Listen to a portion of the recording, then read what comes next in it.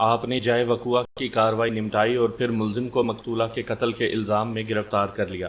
میں نے گمبھیر لہجے میں کہا، آپ کو کیسے معلوم ہوا؟ مونا کو میرے موکل رستم نے قتل کیا تھا۔ وہ تھوڑے تامل کے بعد بولا، آلائے قتل کو دیکھتے ہی مقتولہ کے شوہر نے کہا تھا، یہ پائپ کٹر تو رستم پلمبر کا ہے۔ میں نے پوچھا، کون رستم؟ میرے سوال کے جواب میں خاور نے تفصیل بتا دی۔ اس نشاندہی پر ہم نے ملزم کو گرفتار کر لیا۔ وہ لمحہ بھر کو سانس لینے کے لیے رکا، پھر اپنی بات کو پوری کرتے ہوئے بولا، پھر جب ہم نے آلائے قتل پر سے فنگر پرنٹس اٹھائے اور ملزم کے فنگر پرنٹس سے ان کا موازنہ کیا تو حقیقت کھل گئی۔ انکوائری آفیسر نے گویا اس طرح بات ختم کی جیسے میرے موکل کو پھانسی کی سزا سنا دی ہو۔ فنگر پرنٹس اٹھائے، میں نے ایک ایک لفظ کو چبانے والے انداز میں ادا کیا، پھر سنسناتے ہوئے لہجے میں تفتیشی آفیسر سے استفسار کیا، آپ نے جائے وقوع پر موجود اور کس شے سے فنگر پرنٹس اٹھائے تھے؟ وہ جواب دینے سے پہلے تھوڑا متامل دکھائی دیا، پھر بولا، ہم نے تمام دروازوں کے ہینڈلز کو چیک کیا تھا، بیرونی دروازے، بیڈ روم کے دروازے، گیلری والے دروازے پر ملزم کی انگلیوں کے نشانات پائے گئے تھے۔ پولیس رپورٹ میں یہ ساری تفصیل موجود ہے۔ ہاں موجود ہے، میں نے قدرے تیز اور جارحانہ انداز میں کہا، مگر اس بات کا کہیں ذکر نہیں کہ اس دراز کے ہینڈل پر سے بھی کوئی فنگر پرنٹ اٹھایا گیا ہو جہاں سے استغاثہ کے مطابق میرے موکل نے ایک بیش قیمت جڑاؤ طلائی زیور کا سیٹ چرایا تھا۔ آخر کیوں؟ میرے سوال کا جواب دینے کے بجائے انکوائری آفیسر نے عجیب سی نظروں سے وکیل استغاثہ کو دیکھا۔ اس سے پہلے کہ وکیل استغاثہ منہ کھولتا، میں نے بآواز بلند کہا، حالانکہ یہ بہت ضروری تھا۔ انکوائری آفیسر دوبارہ میری طرف متوجہ ہو گیا۔ میں نے اپنا بیان جاری رکھتے ہوئے کہا، میرے موکل پر 2 سنگین الزامات عائد کیے گئے ہیں، مونا کا قتل اور اس کے قیمتی زیورات کی چوری۔ آلائے قتل پر سے ملزم کے فنگر پرنٹس حاصل کر کے یہ فتویٰ جاری کر دیا گیا کہ وہ قتل اسی نے کیا ہے، لیکن چوری کا الزام اس پر تھوپتے ہوئے اتنی زحمت بھی گوارا نہیں کی گئی کہ جس مقام سے مذکورہ زیور چرایا گیا وہاں سے بھی ملزم کی انگلیوں کے نشانات کو تلاش کیا جاتا۔ یہ بہت ہی عجیب اور مضحکہ خیز صورتحال ہے، بلکہ استغاثہ کے لیے لمحہ فکریہ کی حیثیت رکھتی ہے۔ میں نے ایک لمحے کو رک کر جج کی طرف دیکھا۔ جج بڑے خشوع و خضوع سے میرا بیان سن رہا تھا۔ میں نے سر کو تعظیمی جنبش دی، پھر روئے سخن انکوائری آفیسر کی جانب موڑتے ہوئے کہا، شمشیر علی صاحب، استغاثہ میں اس بات کو بڑے زور و شوروں سے اچھالا گیا ہے کہ میرا موکل مقتولہ کے بہت قریب ہو گیا تھا، اتنا قریب کہ وقوع کے روز مقتولہ نے اسے چائے کی پیشکش تک کر ڈالی۔ استغاثہ کے مطابق جب مقتولہ کچن میں چائے بنا رہی تھی تو ملزم اس کی نظر بچا کر بیڈ روم میں پہنچ گیا اور پھر اس نے طلائی زیورات کا وہ جڑاؤ قیمتی سیٹ چرا لیا۔ استغاثہ کے اس دعوے سے تو صاف ظاہر ہوتا ہے کہ چائے پیش کرنے اور پینے کی نوبت ہی نہیں آئی تھی، جبکہ کچن کے سنک پر رکھے چائے کے استعمال شدہ برتن کوئی اور ہی کہانی سنا رہے ہیں۔ کیا کہانی سنا رہے ہیں؟ وہ سوچے بغیر بے ساختہ بول اٹھا، یہ کہانی سنا رہے ہیں کہ اس روز وہاں چائے پی گئی تھی۔ میں نے اس کی آنکھوں میں دیکھتے ہوئے کہا، ورنہ برتن جھوٹے ہونے کا کیا سوال پیدا ہوتا ہے؟ وہ ایک دم سنبھل گیا اور تیکھی نظر سے مجھے گھورتے ہوئے بولا، سوال پیدا ہوتا ہے جناب۔ کیا سوال؟ میں نے بھی جواب میں اسے گھورا۔ وہ طنزیہ لہجے میں بولا، فار یور کائنڈ انفارمیشن، وقوع کے روز مقتولہ کا شوہر 1 بجے دوپہر فلیٹ سے رخصت ہوا تھا اور یہ اس کا معمول بھی تھا۔ وہ 11 بجے کے قریب سو کر اٹھتا ہے، پھر نہا دھو کر ناشتہ کرتا ہے۔ عین ممکن ہے کہ وہ چائے کے جھوٹے برتن اس کے ناشتے والے ہوں۔ پھر اس نے الٹا مجھ سے سوال کر ڈالا، کیا یہ ممکن نہیں؟ ایسا ہو سکتا ہے، میں نے معتدل انداز میں کہا، لیکن استغاثہ کی رپورٹ میں اس کی کوئی شہادت نہیں ملتی، بلکہ وہاں تو سرے سے ان جھوٹے برتنوں کے تذکرے کو گول ہی کر دیا گیا ہے، جبکہ ان برتنوں پر سے فنگر پرنٹ اٹھانا زیادہ ضروری تھا۔ ایسا کیوں نہیں کیا گیا؟ ہم نے اس کی ضرورت محسوس نہیں کی، وہ ڈھٹائی سے بولا۔ ضرورت محسوس نہیں کی یا دانستہ اس طرف سے چشم پوشی کی گئی تھی؟ آپ کا جو جی چاہے سمجھتے رہیں، وہ بیزاری سے بولا۔ میں تو سب کچھ بڑی اچھی طرح سمجھ رہا ہوں۔ اس کے ساتھ ہی عدالت کا وقت ختم ہو گیا۔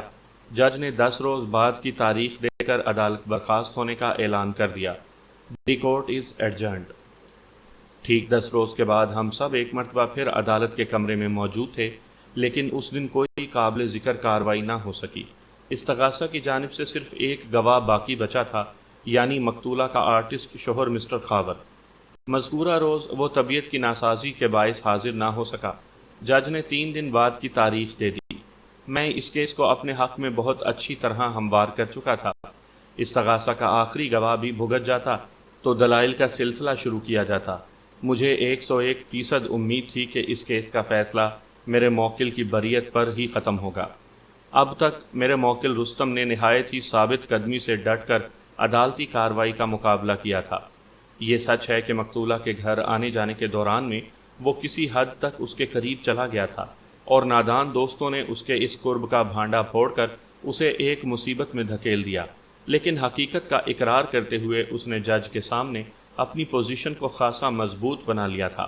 استغاثہ نے اس کی مونچھوں کو جس قدر اچھالا تھا، اگر وہ اپنے اور مقتولہ کے مابین تعلقات کا سرے سے انکار کر دیتا تو جج کی نظر میں اس کی حیثیت اچھی خاصی متاثر ہو جاتی۔ بہرحال اب سب کچھ کنٹرول میں تھا۔ نادان دوستوں کی دوستی نے جو گل کھلانے کی کوشش کی تھی، وہ گل کھلنے سے پہلے ہی مرجھا چکا تھا۔ شاید اسی لیے کہا جاتا ہے کہ نادان دوست سے دانا دشمن بھلا۔ آئندہ پیشی پر عدالتی کارروائی کا آغاز ہوا تو خاور وٹنس باکس میں موجود تھا۔ اس نے سچ بولنے کا حلف اٹھایا اور عدالت کے روبرو اپنا بیان ریکارڈ کروا دیا۔ اس بیان میں کم و بیش وہی باتیں تھیں جو اس نے پولیس کو بیان دیتے ہوئے بتائی تھیں۔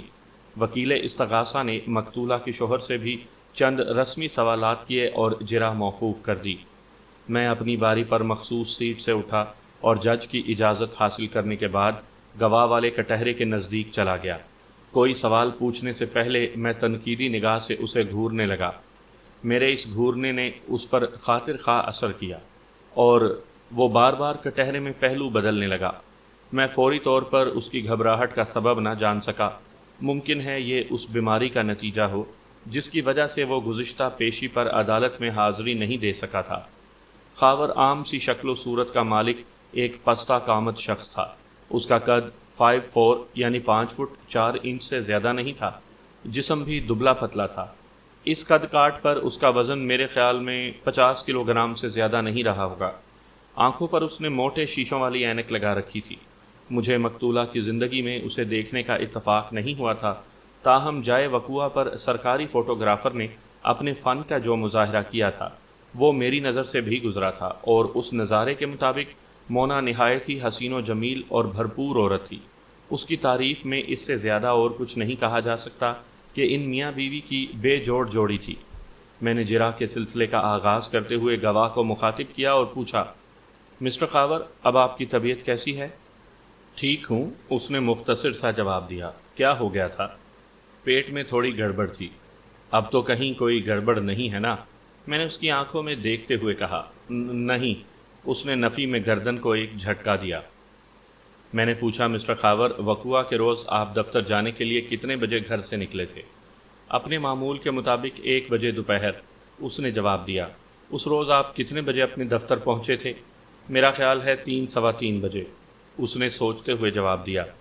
میں نے کہا، میری معلومات کے مطابق آپ جس ایڈورٹائزنگ کمپنی سے وابستہ ہیں اس کا دفتر میکلوڈ روڈ پر واقع ہے، اور آمد و رفت کے لیے آپ بائک استعمال کرتے ہیں۔ آپ کی معلومات بالکل درست ہیں۔ میرا یہ اندازہ بھی یقیناً درست ہوگا کہ بائک کے ذریعے آپ کے گھر سے دفتر پہنچنے میں زیادہ سے زیادہ آدھا گھنٹہ صرف ہوتا ہوگا۔ میں نے سوالیہ انداز میں اسے دیکھا۔ جی ہاں، کم و بیش اتنا ہی وقت لگتا ہے۔ پھر وقوع کے روز آپ کو دفتر پہنچنے میں لگ بھگ 2.25 گھنٹے کیوں لگ گئے؟ میں نے اس کی آنکھوں میں جھانکتے ہوئے کہا۔ کیا راستے میں کہیں آپ کی بائک خراب ہو گئی تھی جیسا کہ عام طور پر ہوتا ہے؟ اس نے نفی میں گردن ہلائی اور پر اعتماد انداز میں بولا، میری بائک بہت وفادار ہے، اس نے مجھے کبھی دھوکہ نہیں دیا۔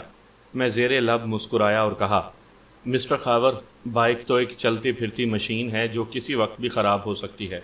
آپ تو اس کی وفاداری کا دعویٰ اس طرح کر رہے ہیں جیسے کوئی اپنی نہایت ہی مخلص اور محبت کرنے والی بیوی کے بارے میں اظہار خیال کر رہا ہو۔ وہ گہری سنجیدگی سے بولا، میرے لیے یہ بائک بیوی سے زیادہ وفادار ثابت ہوئی ہے۔ کیا آپ یہ کہنا چاہتے ہیں کہ مقتولہ مونا آپ سے بے وفائی کر رہی تھی؟ چھوڑیں، اب اس قصے میں کیا رکھا ہے، وہ نفرت آمیز لہجے میں بولا۔ آپ کہتے ہیں تو فی الحال چھوڑ دیا۔ میں نے اسے ایک نادیدہ جال میں پھانستے ہوئے پھر پوچھا، آپ معزز عدالت کو اپنے دفتر میں تاخیر سے پہنچنے کا سبب بتا رہے تھے۔ اس نے جواب دینے سے پہلے لمحہ بھر کو وکیل استغاثہ کی طرف دیکھا، پھر میری جانب متوجہ ہوتے ہوئے بولا، بات دراصل یہ ہے کہ وقوعہ کے روز میں گھر سے سیدھا دفتر نہیں گیا تھا، اس لیے تاخیر ہو گئی۔ میں اپنے ایک دوست سے ملنے کھارا در چلا گیا تھا۔ کیا آپ کو اس دوست سے کوئی ایسا ہی ضروری کام پڑ گیا تھا جو دفتر سے پہلے ادھر کا رخ کر لیا؟ جی ہاں، کام ضروری ہی تھا، اس نے جواب دیا۔ جیسا کہ استغاثہ میں اس بات کی وضاحت موجود ہے کہ میں رات کو دیر تک اپنے اسٹوڈیو میں کام کرتا رہتا ہوں۔ وقوعہ سے پہلے والی رات بھی میں لگ بھگ 4 بجے سویا تھا۔ میرے روزانہ دیر سے اٹھنے کا سبب بھی یہی ہے۔ بہرحال وہ ایک لمحے کو متوقف ہوا، پھر سلسلہ کلام کو جاری رکھتے ہوئے بولا، مذکورہ رات کام کے دوران میں میری اسپرے گن میں کوئی خرابی پیدا ہو گئی تھی۔ مجھے آئندہ روز یعنی 10 فروری کو دفتر میں ایک آرٹ ورک کو فائنل ٹچ دینا تھا اور اس کے لیے اسپرے گن بہت اہم تھی۔ جب ہزار کوشش کے باوجود بھی میں گن کی خرابی کو پکڑ نہیں سکا تو یہی فیصلہ کیا کہ صبح جاتے ہوئے ہاشم سے گن پکڑ لوں گا۔ ہاشم بھی میری طرح ایک آرٹسٹ ہے اور کھارا در میں واقع ایک ایڈورٹائزنگ کمپنی میں کام کرتا ہے۔ چند روز پہلے وہ ایک گن مجھ سے مانگ کر لے گیا تھا۔ وہ میرے گھریلو استعمال کی گن تھی اور میں نے جس گن کی خرابی کا ذکر کیا ہے وہ میں دفتر سے لایا تھا۔ میں ہاشم سے اپنی اسپرے گن لینے کھارا در چلا گیا اور اس نے تھوڑی دیر کے لیے مجھے اپنے پاس بٹھا لیا، اس لیے میں اس روز تاخیر سے دفتر پہنچا تھا۔ وہ خاموش ہوا تو میں نے سوال کیا، کیا آپ اپنی ایڈورٹائزنگ کمپنی میں اکیلے ہی آرٹسٹ ہیں یا آپ کے علاوہ کوئی اور بھی اس شعبے میں کام کرتا ہے؟ ہماری کمپنی میں 2 آرٹسٹ ہیں، اس نے جواب دیا، میں اور عبد الشکور۔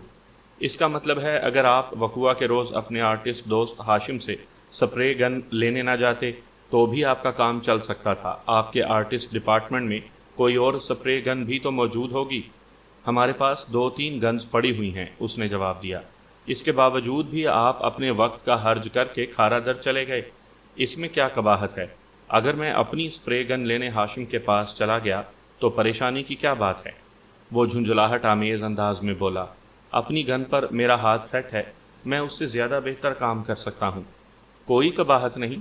میں نے بے پرواہی سے کندھے اچکا دیے اور پوچھا، مسٹر خاور، آپ کس ایڈورٹائزنگ کمپنی کے لیے کام کرتے ہیں؟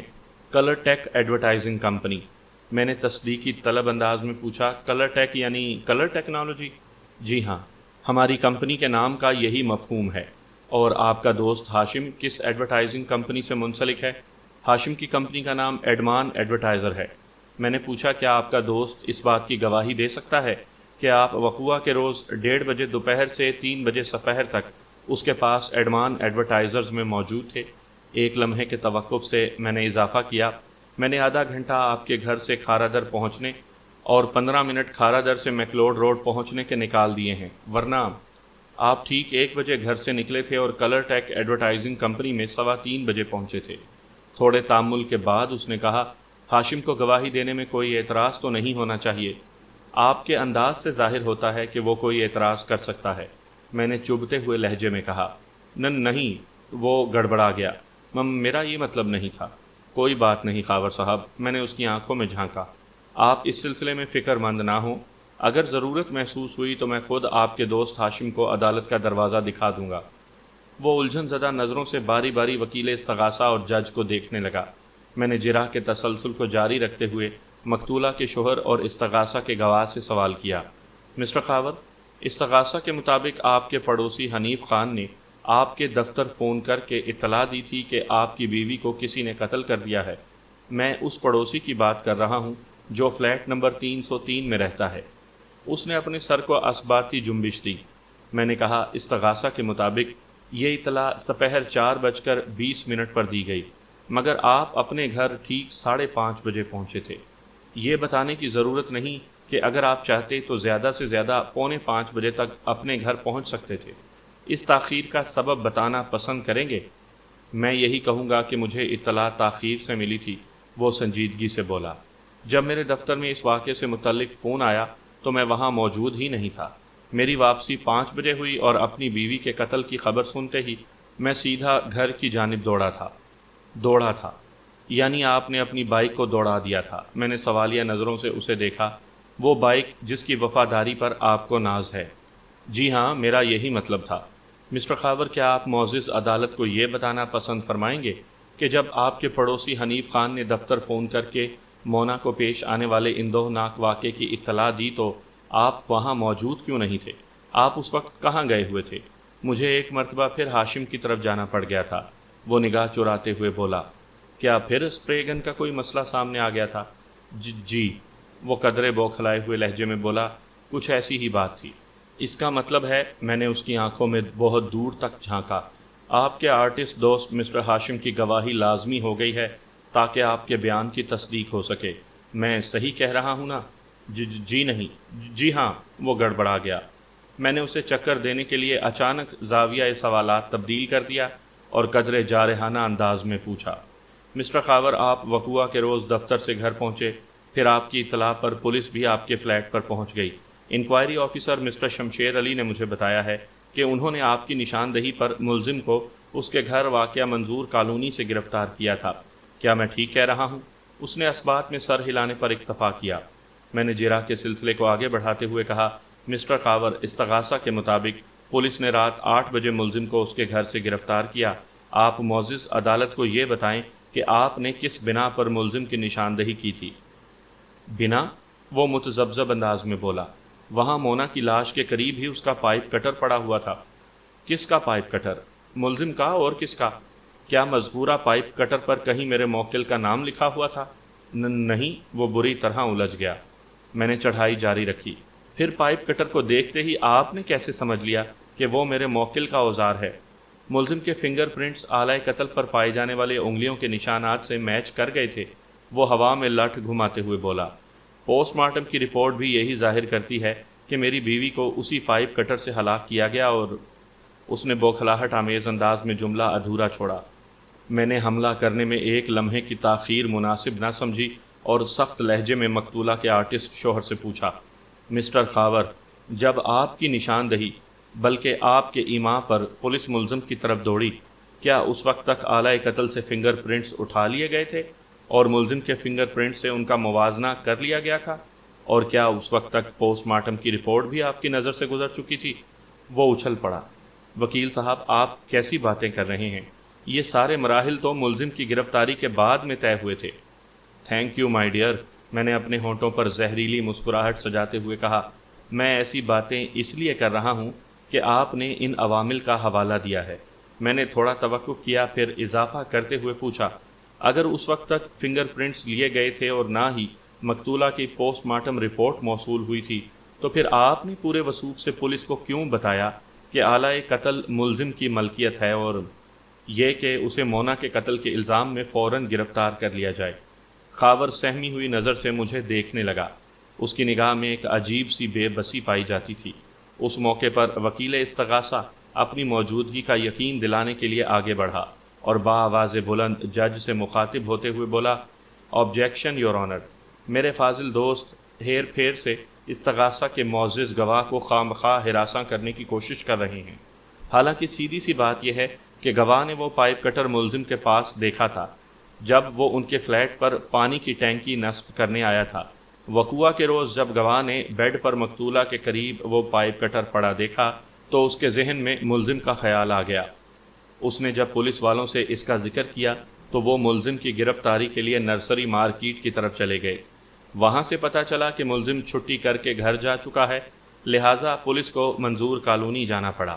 میں نے وکیل استغاثہ کی وضاحت پر کوئی شدید رد عمل ظاہر نہ کیا اور گواہ کی جانب متوجہ ہوتے ہوئے گہری سنجیدگی سے استفسار کیا، مسٹر خاور، کیا آپ اپنے وکیل سے اتفاق کرتے ہیں؟ جی وکیل صاحب نے بالکل ٹھیک کہا ہے۔ یعنی پائپ کٹر کو دیکھتے ہی آپ کے ذہن میں ملزم کا تصور ابھر آیا تھا؟ اس نے اسبات میں گردن ہلائی۔ میں نے پوچھا، آپ یہ کہنا چاہتے ہیں کہ ایسا پائپ کٹر پورے شہر میں صرف ملزم کے پاس تھا؟ میں نے تیکھے انداز میں کہا، جو اس کی شناخت بن کر رہ گیا تھا۔ میں نے ایسی تو کوئی بات نہیں کی۔ وہ الجھن زدہ نظر سے مجھے دیکھنے لگا۔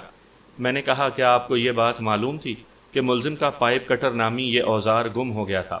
جی ہاں، یہ بات میرے علم میں آئی تھی، اس نے تصدیقی انداز میں کہا، لیکن بعد میں ثابت ہوا کہ ملزم نے پائپ کٹر کی گمشدگی کا محض ڈھونگ رچایا تھا اور حقیقت یہ ہے کہ وہ اس اوزار سے مونا کو قتل کرنا چاہتا تھا۔